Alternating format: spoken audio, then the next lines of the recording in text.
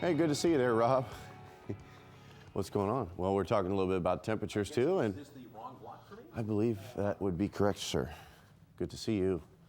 We'll check in with Rob shortly. He's going to mention about those temperatures and their effect on the traffic.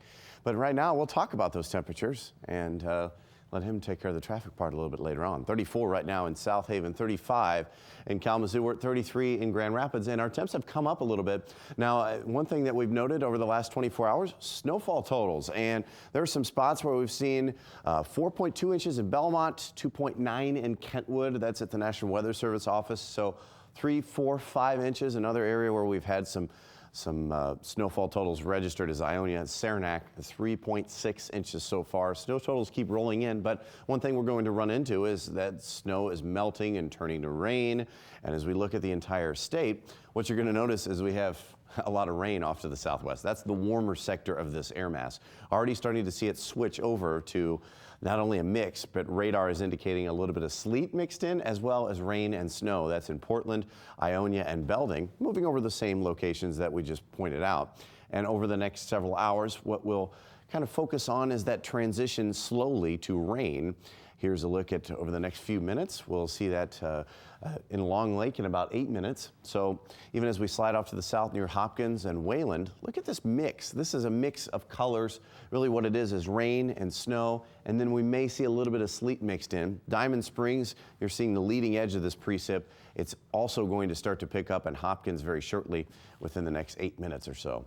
Otherwise, you'll note that this moves right up and down the lakeshore from Muskegon, Whitehall into Fremont and Newaygo. You're also going to see this in Howard City and White Cloud within the next 20 to 30 minutes. So be prepared for some precipitation to pick up just a little bit, but most of it's going to be on the liquid variety in the next couple of hours. We'll see our temps in the mid-30s, but by noon, that's when a lot of this is liquid. That's also when those winter weather advisories start to expire. The further north you go, they're slowly expiring from 10 o'clock to 2 o'clock to 7 o'clock, actually, because we're looking at that liquid hitting that snow surface and also the very cold ground, and still turning to some icy and some slick spots. So that's what we're focused on, even though our temps are in the 40s. 37 at noon, we'll be at 42 by 3 o'clock. It's just rain though, but also winds are going to be very strong. And as we see the rest of the nighttime roll on, it'll switch to maybe a few flurries on the other end, but notice our winds are going to be out of the west now.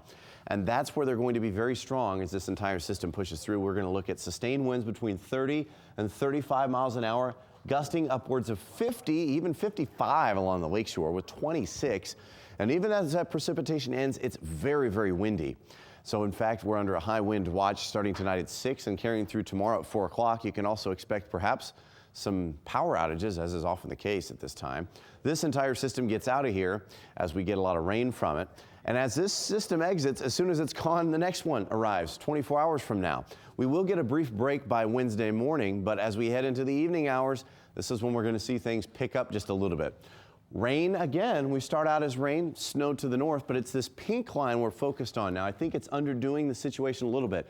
You're going to look at areas that may see a thin glaze of freezing rain. I think we're going to see enough warm air slide in by Thursday morning where we could be dealing with some freezing rain. So we start out as just rain, but it could change to that freezing rain, which would create that icy glaze on the roadways as we go from 40 down to 31. Ice up to 34. We're in the teens and much colder with a brief chance of snow on Saturday, but we got 30s by Sunday and Monday into next week. So kind of moving forward, a messy next couple of days.